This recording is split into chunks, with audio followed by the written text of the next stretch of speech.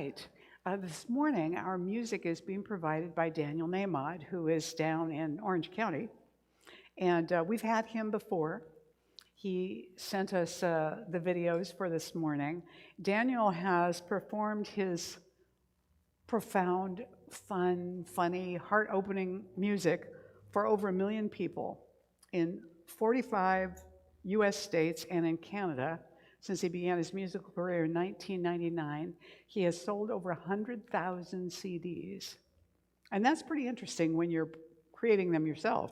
He's presented his music for nearly all the world's major faiths and has worked with some of the most influential and brilliant speakers and leaders, including Gene Houston, Marianne Williamson, Deepak Chopra, and many other luminaries. So we're really happy to welcome him back this morning, and he's going to lead us in our opening song. So you'll see the lyrics on the screen, and it repeats itself in terms of the melody and everything, so it'll be really easy to catch on to. So stand up, and as soon as you have tuned into it, then sing out. Yes, we've already introduced ourselves. And we're standing. I get so involved in talking to you, I forget what I'm doing up here. Okay, here's Daniel. Good morning, Golden Gate. Yay. It's Daniel Naimod, still down here in Orange County. Hope you're doing well. So nice to be singing for you again today. I love the themes of nature and humanity and the connections and the magic and majesty of it. I'm a firm believer in science and also in mystery. So I have a whole bunch of songs to share with you today in different settings. Let's begin with something that I'd love for you to sing with me, a song called God You Are. Here we go.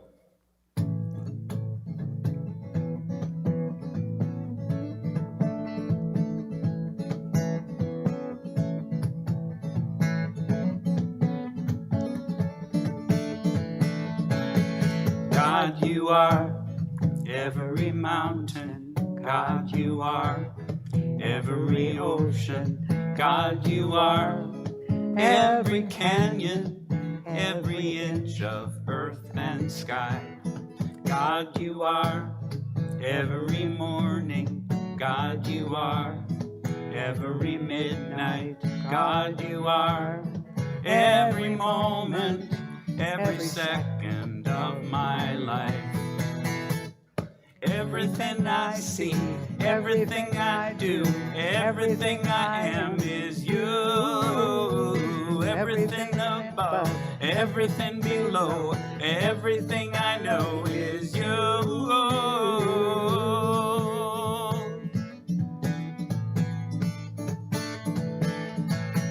God you are, every sunrise, God you are. Every moon glow, God you are. Every star shine, every inch of earth and sky, God you are. Every springtime, God you are. Every snowfall, God you are. Every season, every second of my life. Everything I see, everything I do, everything I am is you. Everything above, everything below, everything I know is you. Everything I see, everything I do, everything I am is you. Everything above, everything below, everything I know is you. Everything I see, everything I do, everything I am is you. Everything above, everything below, everything I know is you.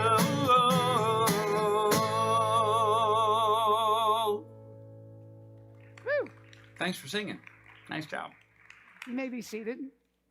And please go ahead and silence your cell phones so that we won't be interrupted by them, because we're tuning into a different kind of messaging now. And just prepare yourself to go within.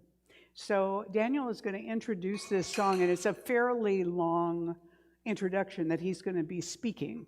and then he's going to play the instrumental music. So once he starts to play, just turn within and get quiet. And our morning prayer practitioner, Suzanne Dubois, will start the morning prayer at that point. So here's Daniel. As we prepare for meditation, I thought I would play this little instrumental piano piece for you. I wrote this melody in a moment that I ordinarily, with my very, very busy and scattered brain, ordinarily would have missed entirely. In other words, I would have been sitting there, and only later, maybe years later, if ever, would I have realized how special a little moment it was when I was sitting at the upright piano on which I learned how to play piano as a boy. But I was sitting there as a so-called grown-up with a child, my boy, who was about 20 feet behind me, learning how to play chess from his grandfather, from my dad. My dad was sitting in the chair that was in the living room of our house growing up, and he was teaching our son, Jude, how to play chess on the chess set on which he taught me to play chess. So I'm sitting at this piano that I've been playing since I was 7, and so much in the house, in my parents' house, now their condo, so much resonating, so much reverberating, past to present to future. I called this little melody A Long Way From Home.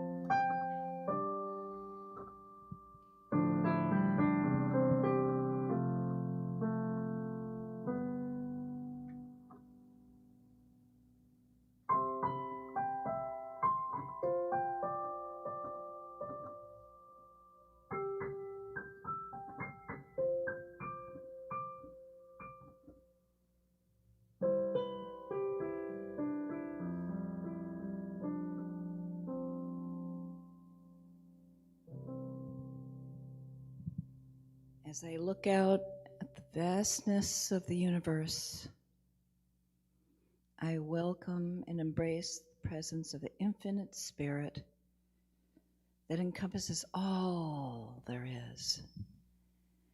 All the fog that comes and gently welcomes us into the day. All of nature, everything you can imagine, everything that is sweet to your heart, is part of the universe and part of spirit, as it creates out of itself all that is. Each and every one of us is part of it. We are one with spirit, and we embrace the day where we experience all good. And as we open to the words of Reverend Mary today, and all the music that is played for us, we know that we are one with all of it and can share our love and dreams and hopes and fears and be safe and well in this community where all is as it should be. And I am grateful. I'm grateful for the perfect outcome of today and that we all receive what we came here to get.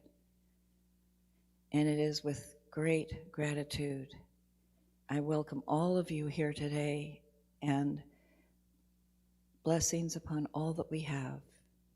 And so it is.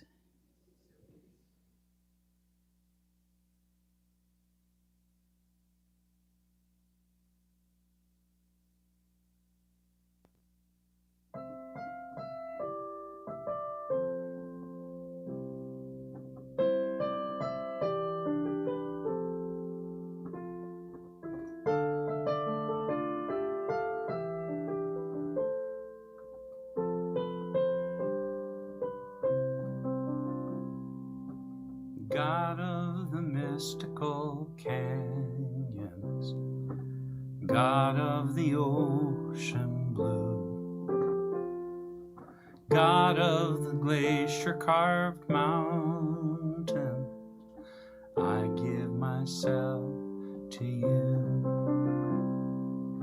God of the first redwood forest, God of the seedling new,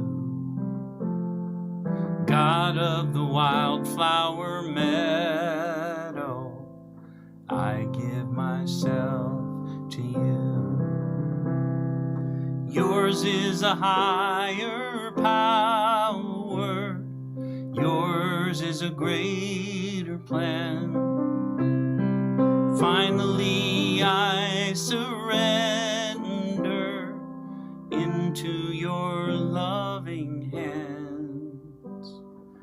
God of the sun's endless fire, God of the gleaming moon, God of our earthly oasis, I give myself to you.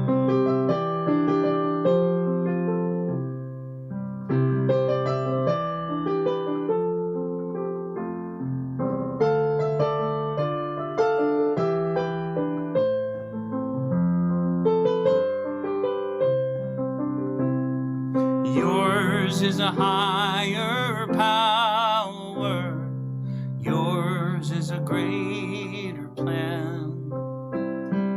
Finally I surrender into your loving hands. God of this heartbeat within me, God of this gift of life, God of no end or beginning, I am yours and you are mine. I am yours and you are mine.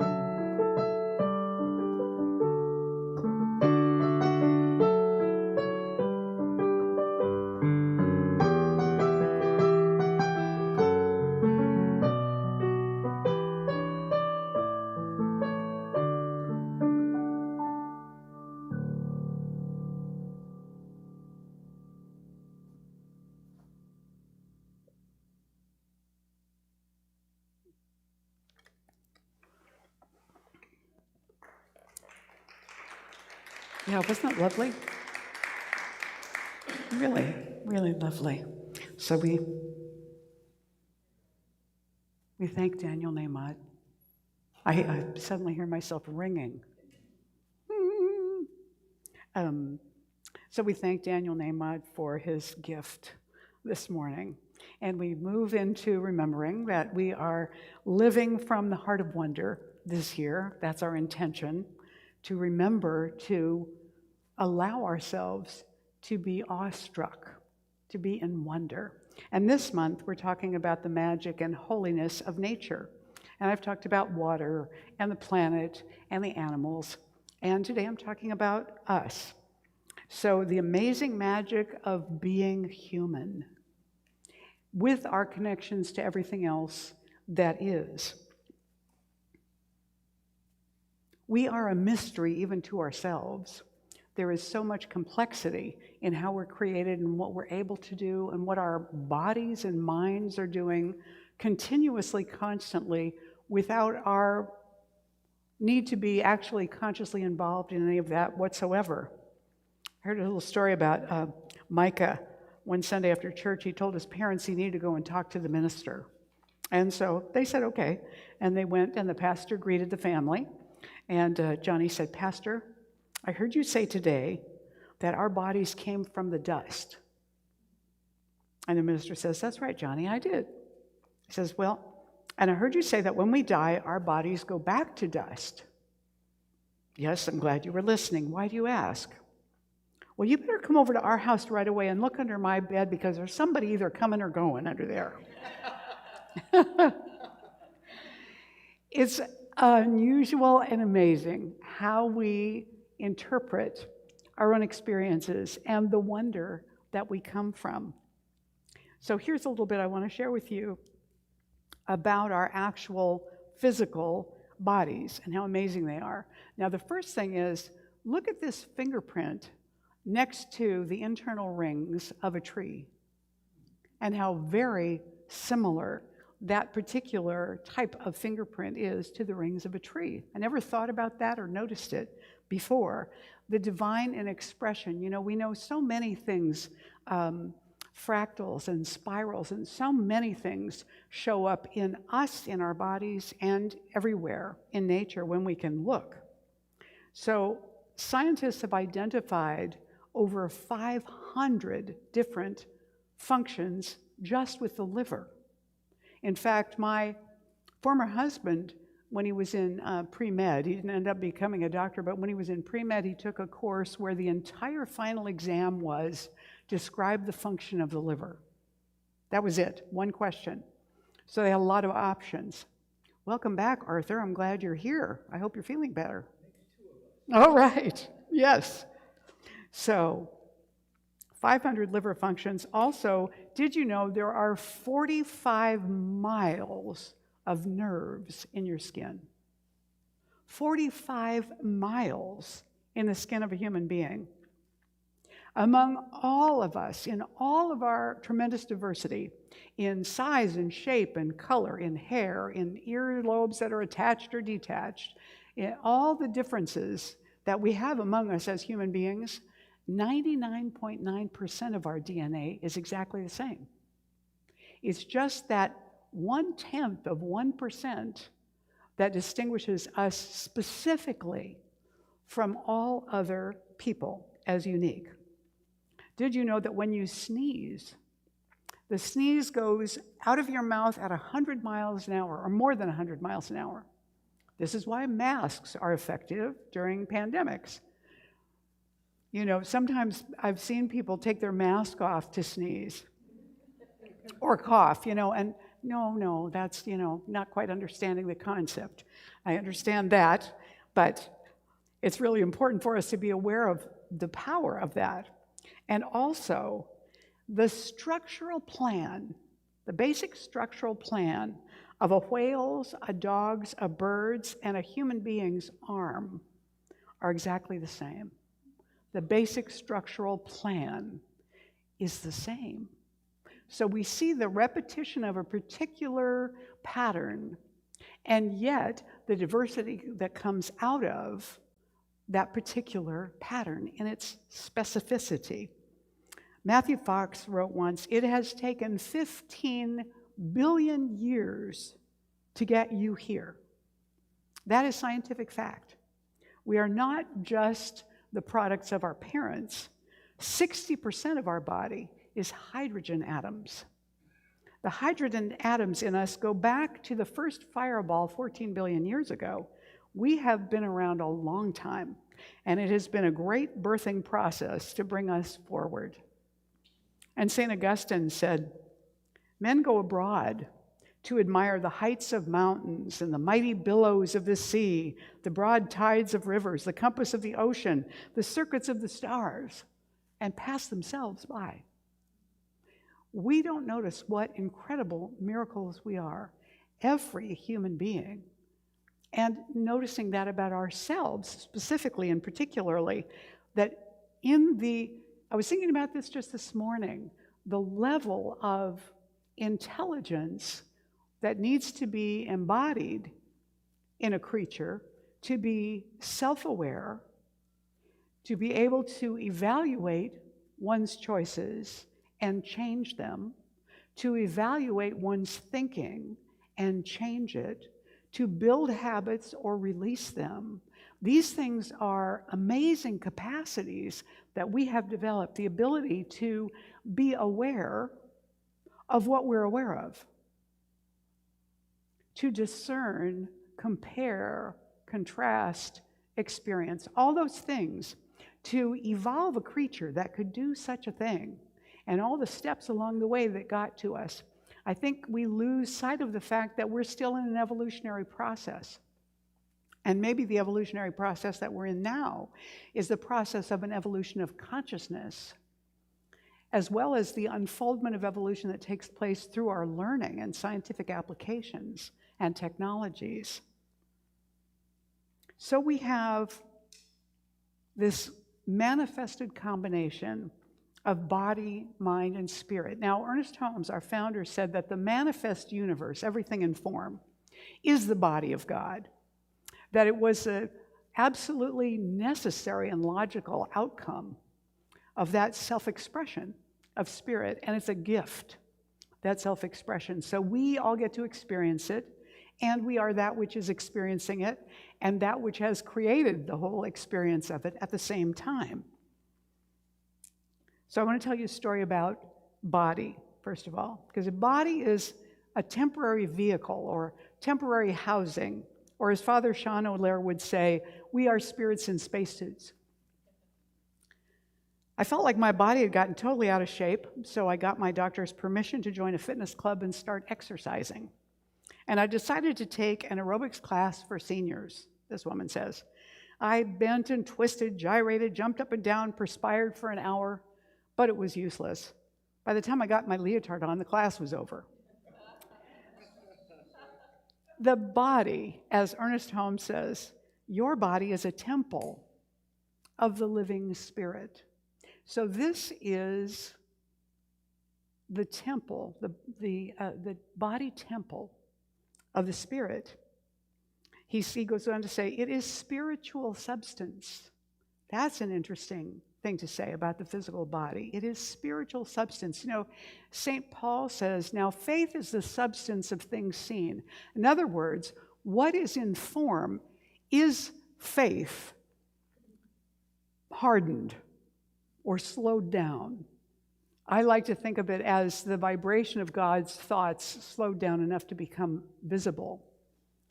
That faith is what actually creates the very substance organization that becomes the thing.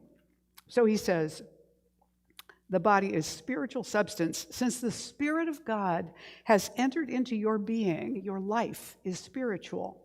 The Supreme Being, ever present, exists at the very center of your thought. This presence within you has the power to make all things new. So it doesn't matter what the history is that we've experienced, there was always a possibility of a shift in that experience, and the possibility lives in us.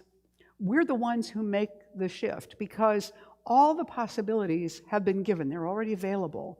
So if we want to make a change in something, we actually have to decide and change our minds about the idea that it isn't changeable, that we have no say in the matter.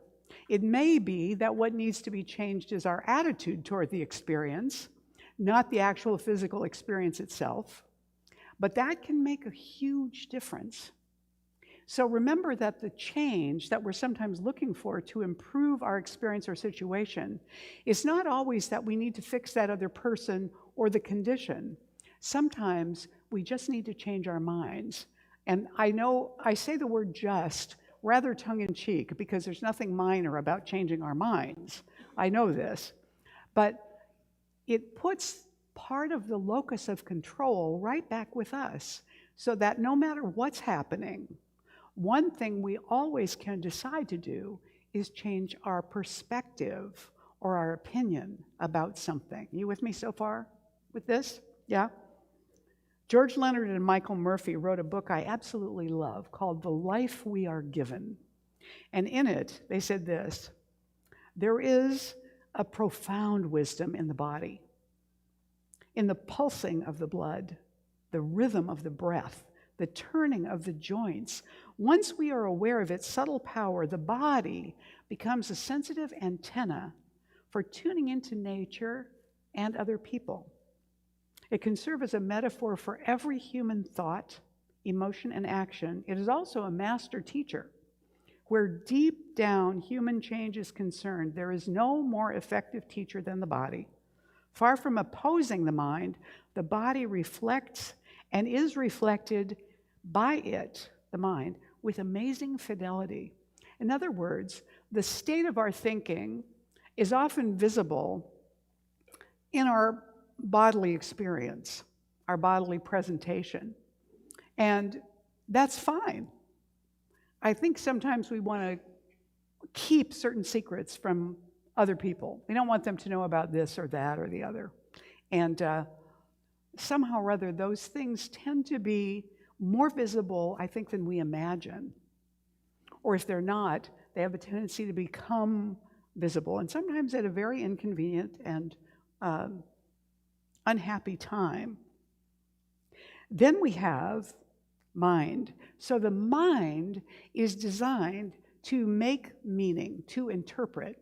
All that's happening is that we're in a sea of vibrations, and every kind of vibration is interpreted by the brain. The vibrations that come in through the eyes, those wavelengths, are interpreted by the brain. The same with our hearing, with our taste, with our touch. All of it is an interpretation by the brain of what's out there and what is here and being experienced. This woman says, when I was visiting my sister at college, we entered the cafeteria and she immediately warned me to stay away from the main course. How do you know it isn't good? I asked. You haven't even seen it yet. She pointed to the tub of peanut butter, which was always available as an alternative, and explained, anytime there are more than 5 knives in the peanut butter, you know the meal is bad. Ken Wilber, in talking about the mind in this wonderful book called No Boundary, said, your basic awareness, your very identity is without boundaries. Your basic awareness, your very identity is without boundaries. Now, in this moment, as you're sitting here in this room, you can imagine that you're fully garbed in a spacesuit and you're walking down the steps outside a Mars rover or some planetary rover and stepping on the surface of some other planet and looking around. We have a mental equivalent for that because we've seen a lot of movies that simulate that.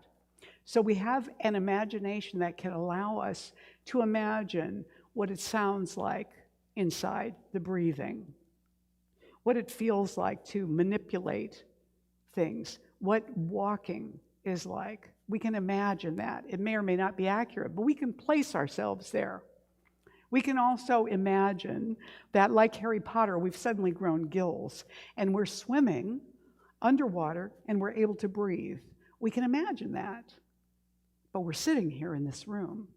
So your basic awareness, your very identity is without boundaries.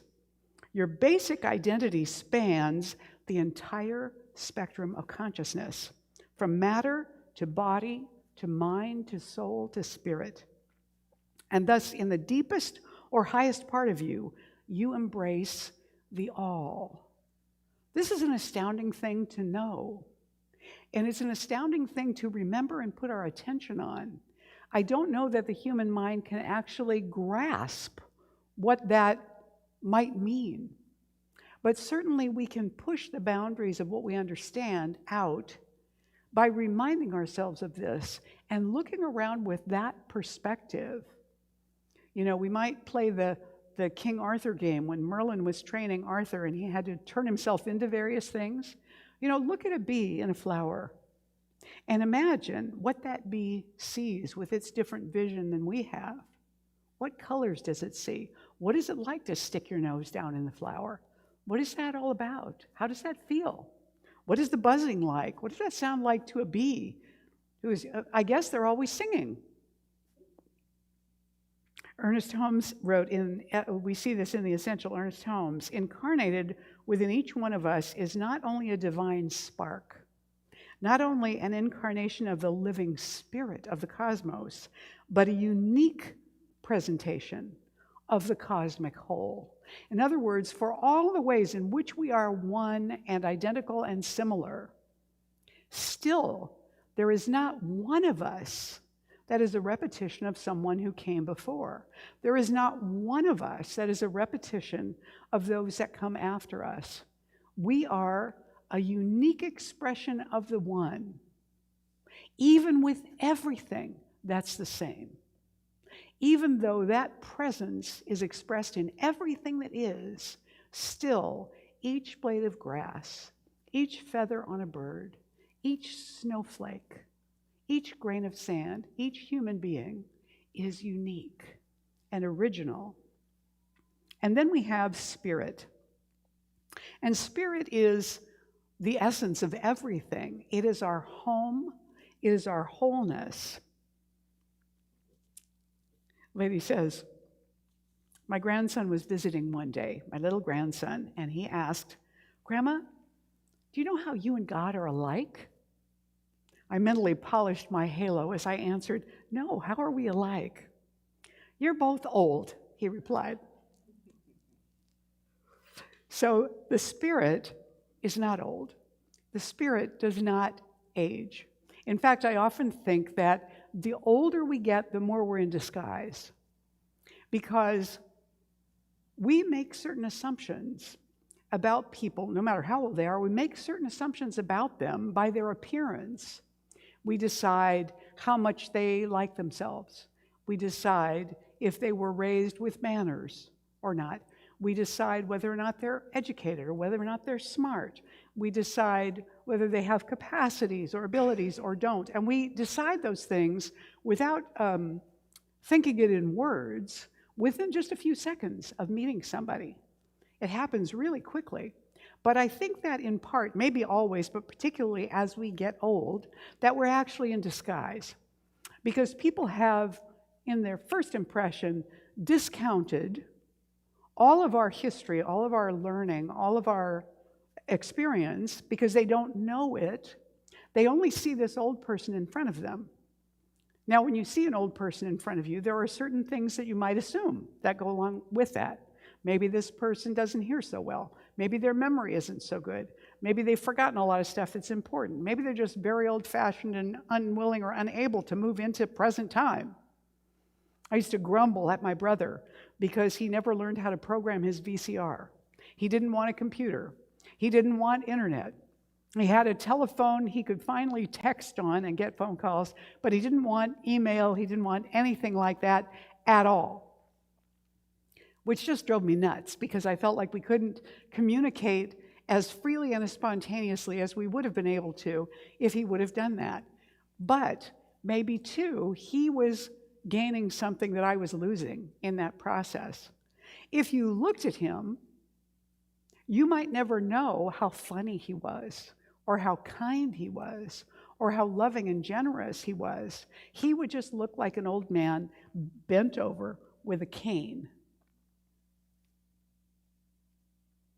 Matthew Fox says, Christ isn't a term restricted to the individual Jesus of Nazareth, but is a divine consciousness seeking to come alive in all humans. You know, when St. Paul said, let this mind be in you that was in Christ Jesus, He's giving us a literal direction there. Like, really try and embody and enter into that way of regarding the world and yourself and each other. And Ken Wilber says, the divine self is one with the all, given in grace and sealed in glory. At some point, as one rests in the inward witness, feeling the atmosphere of freedom, the very sense of an inner self versus an outer self will often vanish, seen for the illusion it is, leaving only the sense of what the mystics call the one taste. So when we are in that centered place in us, we come into an ability then to touch the hem of the sacred garment, to touch the consciousness, the mind of Christ, which is available to all of us all the time. And so the task seems to be for us to find or to remember our true identity. You know, we all have names and roles and relationships and responsibilities and talents and abilities and flaws that we uniquely recognize as ours, but it's limiting to limit our perception of who we are to that. What are we when we no longer have our name? What are we when we no longer have our roles? What are we when we no longer have our work? What are we when we no longer have the abilities that we had due to whatever? Who are we? Because even when all that goes for people, they're still here. So there is some presence, some awareness, some beingness that exists in us, absent all the rest of that. And it is present as long as we are alive and living and breathing. Our process of finding our true identity then is a process. And even for people who have flashes of awakening, which we get from time to time, don't we? There's a moment standing on a beach or on top of a mountain or looking at a baby where suddenly the boundaries fall away and we feel the oneness and the connection with that other being or with all that is or with the trees. And in that moment, we're glimpsing the all, the wholeness that we're connected to. But that can come and go. To come into a greater awakening, we have to allow the process, which I guess can take us many, many lifetimes, but allow the process of awakening, first of all, by considering this and opening ourselves to believing it. Even in the absence of what we would consider conclusive evidence, to open our minds to the possibility that God really is omnipresent. It's not that that omnipresent God exists all around you and then ends at your skin. It's just not possible. That's not omnipresent. So there's only one possibility then, and that is that everything that is a manifestation of that omnipresent presence, including all of us.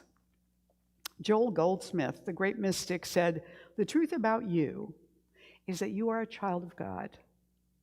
God has expressed itself on earth individually as you. The life, which is God, is your individual life, and it is eternal and immortal. God is your very being, and even your body is the temple of the living God." So when we give ourselves the possibility, opening to the possibility of believing that, we're inviting some new awareness to come in. And then we need a consistent spiritual practice because we need something to help us come back to center when we get off track. We need an awareness that we are off track. We need a willingness to do something when we are off track. And then we need to come back and come back again and again to our practice. So our practice somehow becomes like guardrails that help us to get back to center. I'm going to talk later on about a class coming up that can be a spiritual practice, but it's different than what you might imagine. And in the Gospel of Thomas, it says, when you make the two one, and when you make the inner as the outer, and the outer as the inner, and the above as the below, then you will enter the kingdom. No exceptions, including all as the presence. Gosh, that can be so hard. That can be so difficult. I mean, I'm sure by the time I get in the car, I already would need a reminder of this. And yet, there's a power in it. So the consistent spiritual practice helps us come back to that. And then we need to be aware of what we're aware of. We need to be aware of what we're thinking. You know, recently I read somewhere, and I can't remember who said this, you're not your thoughts, you're the observer of your thoughts. Thoughts are happening. They're just happening. You're the observer. You ever get a song stuck in your head? How many of you ever had a song stuck in your head? Couldn't sleep last night because I had a song stuck in my head. And it wasn't that I was consciously thinking the thought. It was just happening, right? When you have a song stuck in your head, it's not that you're trying to think it or remember it. It just keeps going. And that's what our thoughts are like. They just jump up and roll through, and you can grab on and get stuck on them, or you can recognize that, oh, wow, there's that thought again. You're just the observer of the thoughts. So when we're aware of our thoughts and we notice what we're saying about our lives or about ourselves or about other groups or organizations or other people, when we hear ourselves saying those things, then awareness allows us to go, that's not really in alignment with what I say I believe, but I feel it. But the monitoring of it, the awareness of it, allows us to choose again, you see. And we look at our actions. How do we behave? How do we behave when we're upset? How do we behave when somebody cuts us off in traffic or scratches our car or says something unkind to us? How do we react? You know, Wayne Dyer said once, if you squeeze an orange, what comes out? Juice, right. Why does juice come out? It's in there. That's what's in there, right? You squeeze it and juice comes out. So he says, so if somebody squeezes you and hate and anger and bitterness comes out, is that because of who squeezed you or the way that they squeezed you, or is that because that's what's in there? Ooh, ouch. Yeah. So there's one to think about. If we're noticing and we're aware of our thoughts and our words and our behavior, then we have a place to put our spiritual work when we come back to our spiritual practice. And then, after we've evaluated that, we do not need to feel ashamed. We do not need to feel guilty. We do not need to repent, although we may need to apologize to somebody. But what we need to do is stop, correct, and then persist again. Go forward again. Come back to our spiritual practice. Go, okay, off track, didn't like that. Let's go back. I love this little story, and I'm going to close with this today. This is from a little book called Zen Flesh, Zen Bones. Suiwo, the disciple of Hakuin, was a good teacher. During one summer seclusion period, a pupil came to him from a southern island of Japan, and Suiwo gave him the problem, hear the sound of one hand. The pupil remained 3 years, but could not pass this test. One night he came in tears to Suiwo. I must return south in shame and embarrassment, he said, for I cannot solve my problem. Wait 1 week more and meditate constantly, advised Suiwo. Still no enlightenment came to the pupil. Try for another week, said Suiwo, and the pupil obeyed, but in vain. Still another week. Yet this was of no avail, and in despair the teacher begged to be released. But Suiwo requested another meditation of 5 days. They were without result. And then Suiwo said, meditate for 3 days longer. Then, if you fail to attain enlightenment, you had better kill yourself. On the second day, the pupil was enlightened. It has been said that the most effective way to seek God is to seek God the way a man with his hair on fire seeks water. In other words, that when we become, and you'll know this from when you're in crisis, that when you pray when you're in crisis, you really mean it. And you are very focused on what you want and making that prayer come alive, embodying it inside yourself. And we do that because it really matters. So if we want to be in the awareness, the experience of the oneness that we are with the infinite, with each other, and with everything that is, our spiritual practice then might also be used to cultivate our desire for that, to cultivate our leaning, our yearning toward that. Because I really think everything we do in our lives, to experience, to do, to get, all that stuff we do, is a substitute for the hunger we really have for the infinite. It's all spirit in disguise. So it doesn't matter what you want, it's fine. But if you know that what you want is God, then you can experience more of that, whether or not the form you're seeking shows up. Does that make sense? Hello? Did I hypnotize you all? Did everybody fall asleep? Hello, yes? One more time. Let's see, what did I say? Everything we pray for, we're really praying for more God. That's really what we want. If we know that, then it's perfectly okay to pray for anything or experience or relationship or anything like that you want to experience, as long as you're not hurting yourself or someone else by it. And to know that that's the form of God that you want to play with. That's the form of God you want to invite into your experience. And that as you do that, your interaction with that thing or organization or person or a place or whatever you're doing is enriched by the recognition of what its true nature really is, if that makes sense. So let's take this now within and see if we can anchor this in a deeper awareness for ourselves. There's only one in numberless forms of expression, one in infinite possibility beyond all expression. And this one is whole. It is complete. It is perfect. It is immortal and eternal. It is the life, the mind, the presence of the infinite, the divine spirit, God, the mystery. And it is our life too. It is what we are as well.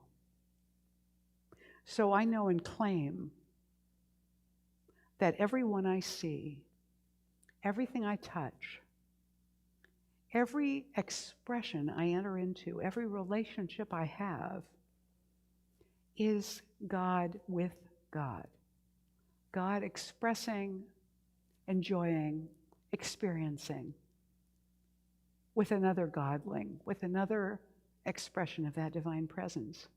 I know this is the truth of us, and so I claim for us an opening in consciousness that allows us to experience this more deeply, with more awareness, to be surprised by it, to welcome it, to seek it, to open to it, to let go of what it looks like or doesn't look like, and to experience deep gratitude, moment by moment, for this amazing miracle of life, for this incredible vehicle of the physical body, of the mind that interprets, of the spirit that is the essence. I'm deeply grateful to be reminded of this and to enter into this with the creative law. So I let this prayer go into that creative law of mind and spirit now. I let it go into the heart of God where it's already done, because it always has been the truth. I let it go and just let it be. And together we say, and so it is. Yes. Please Please stand and join me now in the morning affirmation.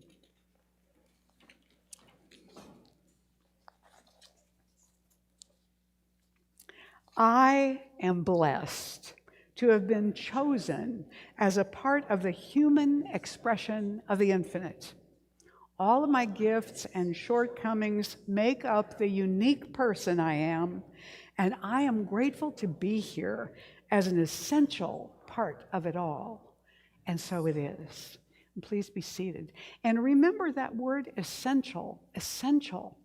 You know, none of us would be here if we weren't absolutely necessary to the whole, absolutely necessary to the expression of spirit. So here we are. So I want to invite the ushers to come forward now as we move into our sacred giving time. And this is a time of spiritual practice, actually. Our own expression of generosity should allow us to stretch without terrifying us. You know, in the song that Daniel, oh no, he's about to sing a song, so I won't say that yet.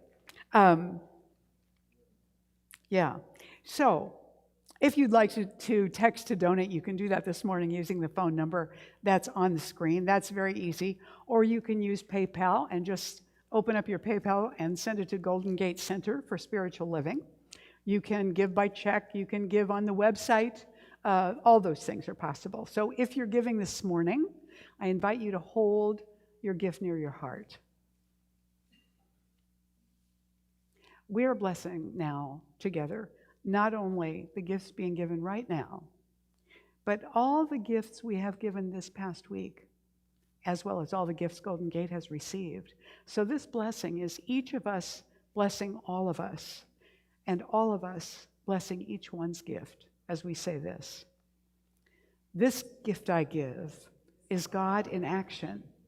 I now send it forth to bless and to prosper. I know that everywhere it goes, it is creating a world living in love, one heart and one thought at a time. And so it is. Go ahead.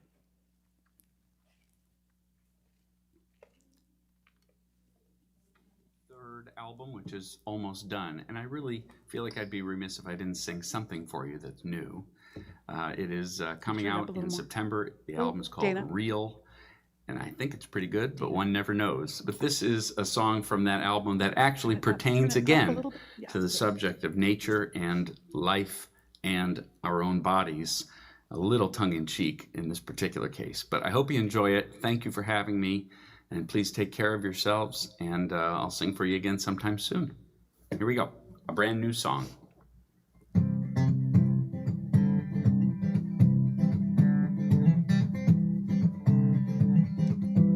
I remember as a kid, warming up before gym, I'd touch my toes without breaking a sweat.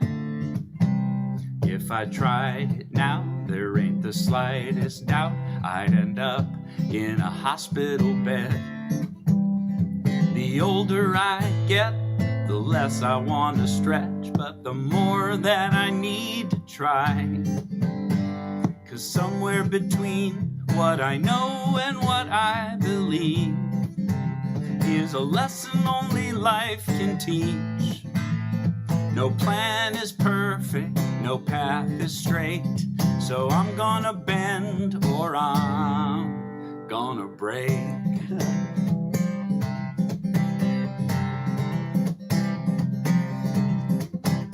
Well, it's always kinda cute when some smooth talking suit is selling peace of mind, guaranteed. When just behind the curtain, I am fairly certain even well-dressed wizards are as worried as me. Take your doctors and pills, lawyers and their wills, the talking heads on TV. If everyone confessed that everyone's a mess, I'm guessing we could all just breathe. 'Cause somewhere between what I sense and what I see is a lesson only life can teach. No plan is perfect, no path is straight, so I'm gonna bend or I'm gonna break.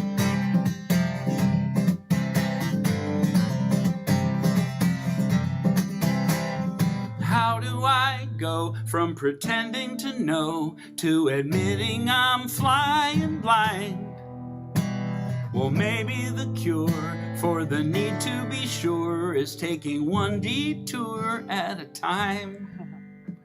'Cause somewhere between what I am and what I thought I'd be is a lesson especially for me. No plan is perfect, no path is straight, yeah. I'm in the palm of the hand of fate, and sooner or later there's a choice to make. I'm gonna bend or I'm gonna break. I'm gonna bend or I'm gonna break, yeah. I'm gonna bend or I'm gonna break.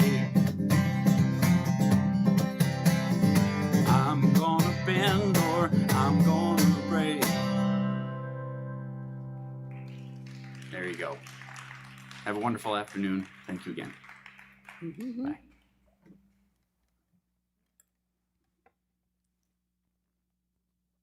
So all of us here, on behalf of Golden Gate Center for Spiritual Living, we together in consciousness accept this offering with great gratitude. And we send it out into the world with the intention that everybody that comes into contact with, whether they know it or not, receives a momentary awakening to their connection with us, with others, with everyone, with everything. And so it is. So it is. All right. So if you're with us here for the first time this morning, at the back on the table here with the white flowers are welcome packets for our visitors and newcomers, and inside there's a blue card that I invite you to fill out and turn in at the table back there.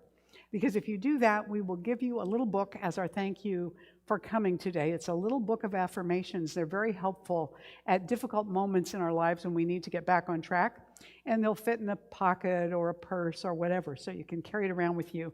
That's our thank you and our invitation to you to come back and be with us often in the future. And I also want to thank everybody that is involved in getting the morning set up for us. Yeah, we said last week that Jim was back. Yay, Jim is back. Yeah. So we're glad that he is back. I want to acknowledge Leslie Janetti for this beautiful altar this morning as well. And all of you, thank you for being here with us this morning. If you would like to donate to assist Ukraine, Reverend Barbara Leger's ministry there is an educational ministry, but they've got an arm now that is working specifically with organizations and people in Ukraine to help get money where it's needed. So if you want to make a donation, you can do that by going to goldenpathofpeace.org/donations, or you can text to that phone number there and send money, and Golden Path of Peace will get that distributed to the key places where it needs to go. Now, this is the class I was talking about that becomes a spiritual practice. It's writing as a spiritual practice, discovering what wants to be expressed from your own intuitive self. And that part of our being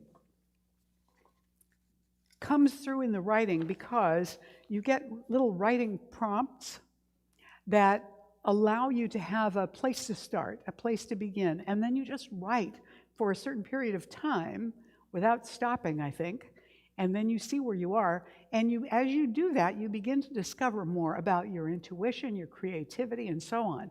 So it can be really, really fun, and this class is going to be 6 Monday evenings on Zoom with Suzanne Dubois, Dr. Suzanne Dubois, one of our licensed practitioners who was here on the platform earlier, from 6:30 to 8:30 p.m. The registration is open now, so if you go to our website, ggcsl.org, go to the tab that says Classes Events and click that. You can see where to register for this class. The Women's Drumming Circle is returning August 31st. 6 p.m. potluck, 7 p.m. chanting and drumming. It is at the Lodge at the Alpine Club on Mount Tam, and you will RSVP, and specifically when you RSVP letting Lori know if you're coming at 6, So you're going to be eating or you're coming at 7. And Lori's here this morning right over here. Can you stand up for a second, Lori? And so if you want to find out more about the drumming circle, please talk to Lori this morning. And you can RSVP verbally if you'd like to do that. But that's coming up pretty soon, and we want to make sure you get a chance to go. That's in 3 days. Also, our heart-to-heart community care team is going to be having a meeting at Cafe Verdi, right across the street over here, across the driveway, following the service on September 11th.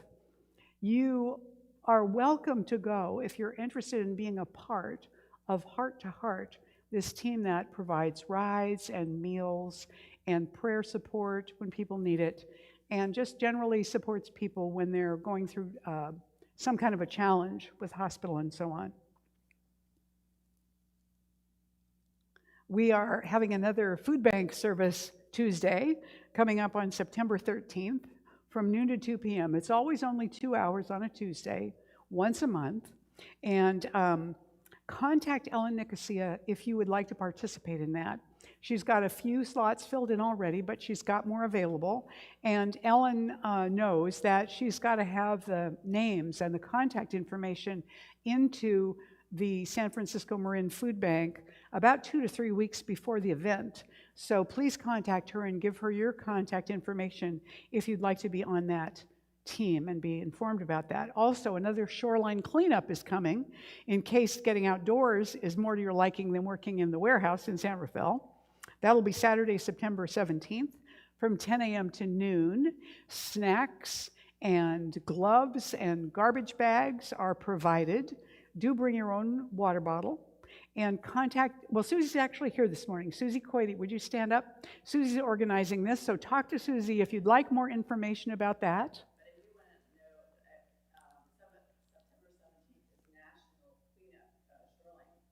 Oh, wow, okay.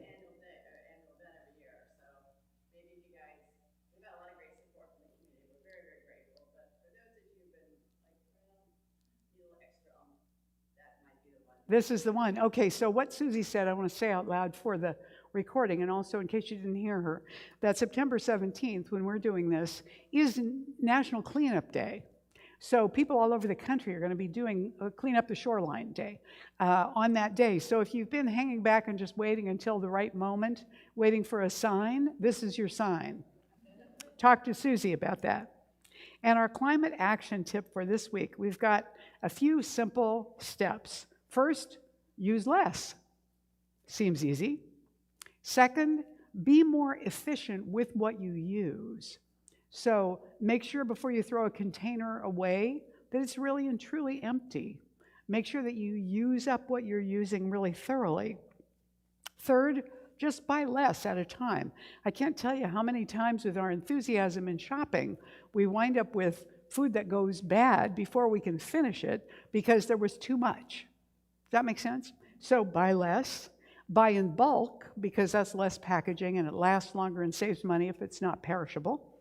Or buy secondhand. You know, some gently used secondhand can be really fabulous, and a good place for that is charity stores that offer secondhand items. Also, garage sales, flea markets, estate sales. You'd be surprised what great stuff you can find at really reasonable prices. And they're fun to go and do, so we encourage you to give that a try.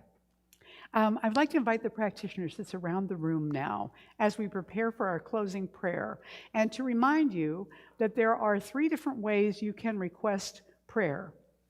One is to go to our website under Resources, and you'll see there's a place where you can make a prayer request right there online. The second is by putting a prayer request into, thank you, Suzanne, into our prayer box. There are forms over here at the table and pens. You can put a request in any Sunday, and those will be prayed over for the full week by the practitioners on duty this morning.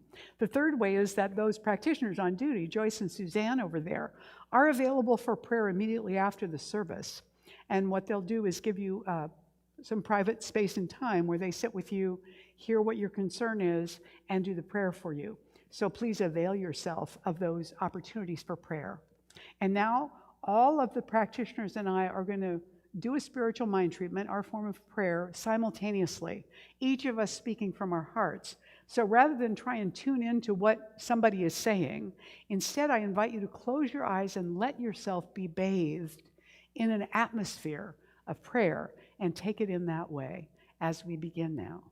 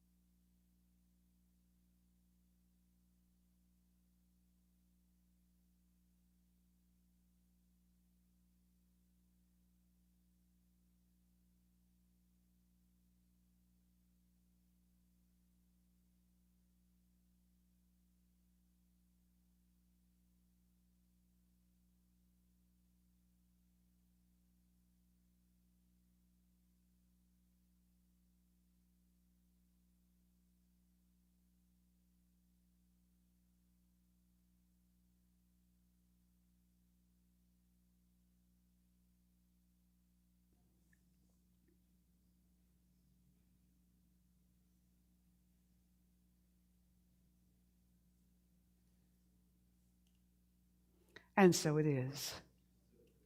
And I invite you now to stand with us and join us in the benediction and the closing song. So this we all say together at the same time. I now walk, so that whoever walks beside me dwells in the presence of God, and whoever places a hand in mine is lifted, and whoever thinks of me is illumined with God consciousness. For spirit and all people and I are one eternally. And so it is. Now, I want to forewarn you before we start this song that Daniel, I think, kind of misunderstood that the last song was supposed to be a sing-along. So he had included the last song I played for you where he says, you know, thank you, have a great week, and I'll sing again for you sometime, as his last song. But it wasn't really a sing-along. This song is a prayer. And so it's easy, and we can do it as a sing-along. So he's going to introduce it first. It's called All That I Am. I wouldn't ordinarily sing this song as a solo, this next song. It's on an album of mine called Sacred Love, which almost qualifies as an oldie at this point, since the album came out in like 2003 or something, something like that. But it's really a prayer set to music. But it also came to mind today on the subjects both of nature and of our bodies and our places in nature.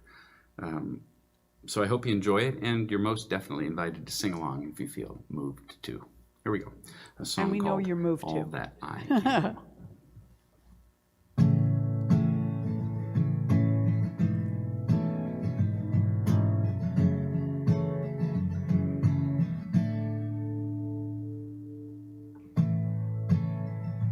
My body, my soul are part of a perfect whole. My heart and my hands are serving a sacred plan. I know that it's true when all that I am comes down to you. I know that it's true. I know that I can rely on you. All that I am, all that I am, all that I am, God, I give to you. All that I am, all that I am, all that I am, God, I give to you. my thoughts and my mind belong to eternal time. My words and my song, you're writing them all along.